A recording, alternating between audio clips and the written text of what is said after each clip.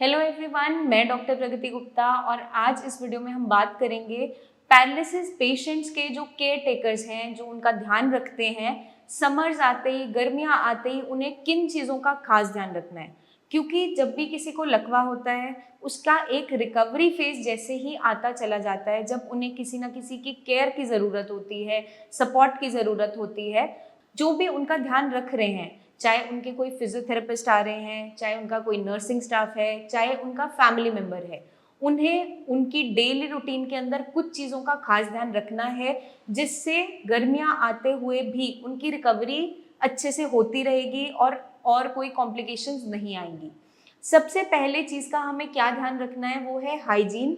Hygiene के अंदर हमें सबसे ज़्यादा इम्पॉर्टेंटली क्या ध्यान रखना है, जब पेशेंट कंप्लीटली बेड रिडन है, लेटा हुआ रहता है, इतना ज़्यादा मूव नहीं करता है, या एक जगह व्हीलचेयर पे बैठा हुआ है, उसकी पोजीशन अगर हम चेंज नहीं कर रहे हैं, क्योंकि गर्मी आते ही पसीना बहुत ज़्यादा आना स्टार्ट हो जाता है, तो उसके कारण से पेशेंट में घाव बनने स्टार्ट हो जाते हैं, जिन्हें हम बेड सोर्स बोलते हैं। जो भी आपके प्रेशर पॉइंट्स है, चाहे आपके कमर के नीचे का हिस्सा है, पाँव के नीचे का हिस्सा है, घुटने की बैक साइड है, जहाँ पर भी आप लाई डाउन कर रहे हैं, बैठ रहे हैं, जो आपका बॉडी पार्ट बहुत ज़्यादा प्रेशर को झेल रहा है, वहाँ पर घाव बनने स्टार्ट हो जाते हैं। और एक बार जब घाव बन जाते हैं, उसकी हीलिंग बहुत लंबा समय ले जाती है और पेशेंट में कई सारी कॉम्प्लिकेशंस आने लगती है, उन्हें बुखार भी आने लगता है, दर्द बनने लगता है और एक्सरसाइज नहीं कर पा रहे होते हैं। तो इस कारण से हमें ध्यान क्या रखना है कि ये बेड सोर्स ना बने। उसके लिए आप क्या करेंगे, आप पेशेंट की मूवमेंट करवाते रहेंगे। अगर पेशेंट बेड रिडन है तो उसकी साइड को आप चेंज करेंगे। अगर वो एक जगह बैठा रहता है, थोड़ी देर में आप उसे खड़ा करवाएंगे, थोड़ा मूव करवाएंगे। मतलब आपको मोबिलिटी बनाए रखना है, थोड़ा थोड़ा मूवमेंट करवाते रहना है। अब क्योंकि पेशेंट को जब पैरालिसिस है, डेली बेसिस पे पेशेंट को नहलाया नहीं जा रहा होता है। गर्मियाँ आते ही हमें कोशिश क्या करनी है कि डेली बेसिस पे उसे अच्छे से नहलाएं।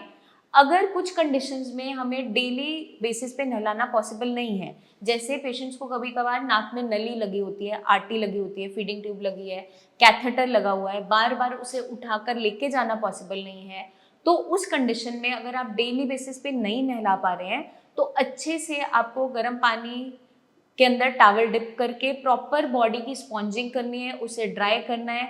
आप पाउडर्स का इस्तेमाल कीजिए, स्किन को ड्राई रखिए, ताकि वहाँ पर बहुत ज़्यादा मॉइस्चर कंटेंट ना बने और पेशेंट को कोई घाव, कोई इचिंग, कोई इन्फेक्शन ना बने। जैसे कि कई स्किन इन्फेक्शंस बन जाते हैं, स्केबीज उनमें से एक मेजरली इन्फेक्शन है जो मोस्टली पेशेंट सफ़र कर रहे होते हैं। एक और चीज़ का आपको ध्यान रखना है, जब भी हम तेल मालिश कर रहे हैं पेशेंट की, क्योंकि सर्दी आते ही हम क्या करते हैं, रात में तेल की मालिश की, पेशेंट को ब्लैंकेट के अंदर, रजाई के अंदर सुला दिया, मॉर्निंग में उठकर कभी कभार पेशेंट नहा रहा है, कभी नहीं भी नहा रहा है, बट विंटर्स में फिर भी ऐसा कुछ हद तक चल जाता है। लेकिन समर्स आते ही जब आपके एनवायरनमेंट के अंदर माइक्रोबियल एक्टिविटी ज़्यादा है, मतलब इन्फेक्शंस हैं, तो उस कंडीशन में आप कभी भी ऑयलिंग अगर कर रहे हैं, मालिश हल्के हाथ से कर रहे हैं, उसके बाद 1-2 घंटे के बाद गर्म पानी के अंदर टॉवल डिप करके उस ऑयल को क्लीन कीजिए। अपर सरफेस जो आपका स्किन का है उसे साफ ज़रूर करें।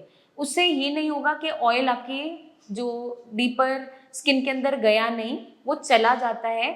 उसको हमेशा वहाँ पर रखने से दिक्कत क्या होती है, कभी कभार पेशेंट को इचिंग होना स्टार्ट हो जाता है, पेशेंट को स्मेल बर्दाश्त नहीं हो रही होती है, गर्मियाँ आते ही खुजली बहुत ज़्यादा बढ़ जाती है और कभी कभार वहाँ दाने, घाव ये सब होना स्टार्ट हो जाता है।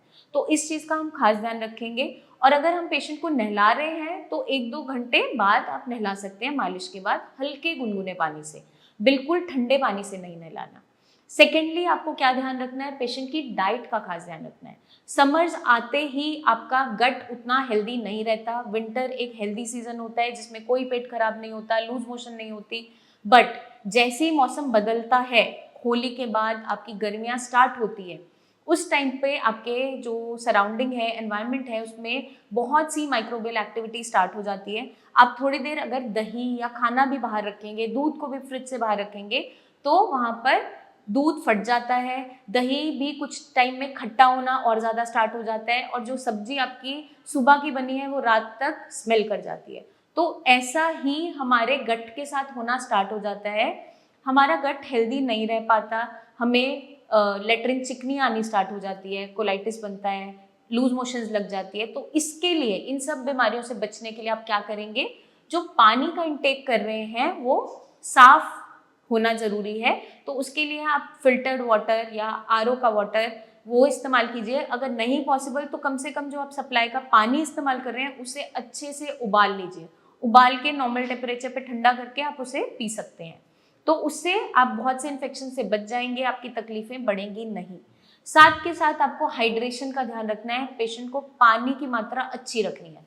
तो फ्लूइड्स कम नहीं होने चाहिए, आप पानी अच्छी मात्रा में उन्हें देंगे। नारियल पानी ऐड ऑन कर सकते हैं, वेजिटेबल सूप्स ऐड ऑन कर सकते हैं जितना लिक्विड है, क्योंकि सूप्स आपका इजीली डाइजेस्ट भी हो जाएंगे, एनर्जी भी देंगे और फ्लूइड भी जाएगा। क्योंकि गर्मी आते आते तक पेशेंट क्या बोलते हैं, हमें भूख नहीं लग रही है, हमारा खाना खाने का मन नहीं है, तो वो सारी प्रॉब्लम्स भी सॉल्व हो जाती हैं।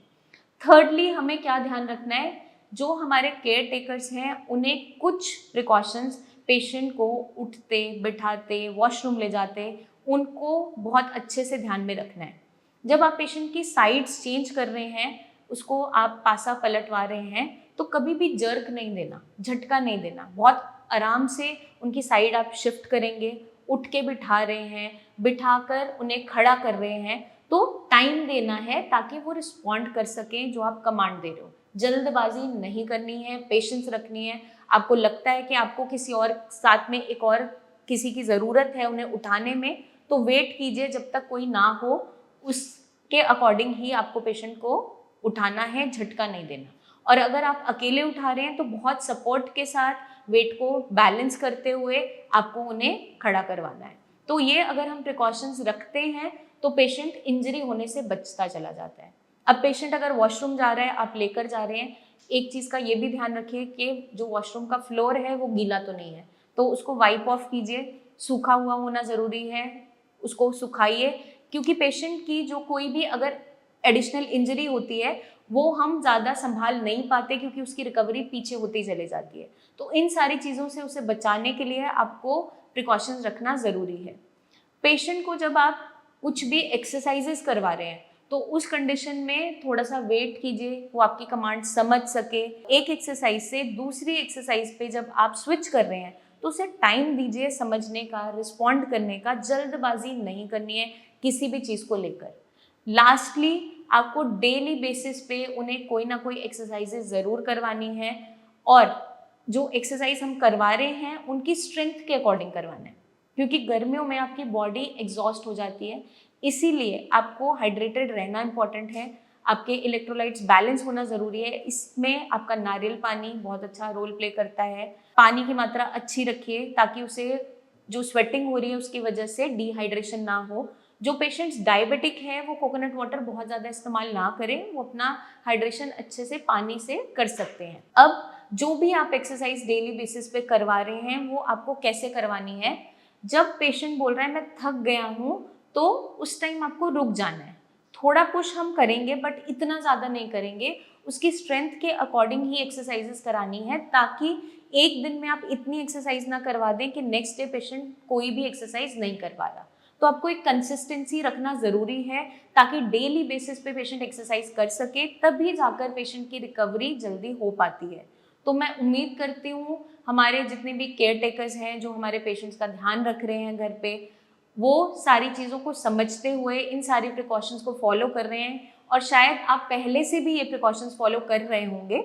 अगर आपको कुछ पूछना है, कोई डाउट है या और भी कोई सवाल है तो कमेंट करके आप पूछ सकते हैं, या नीचे दिए हुए नंबर्स पे हमारे टीम ऑफ डॉक्टर से खुलकर बात कर सकते हैं। पेशेंट की कंडीशन अभी क्या है उसके बारे में आपको जो भी डिस्कस करना है आप उनसे खुलकर कर सकते हैं, चाहे उनकी रिपोर्ट्स हैं, चाहे उनकी प्रेजेंट कंडीशन की वीडियोस हैं।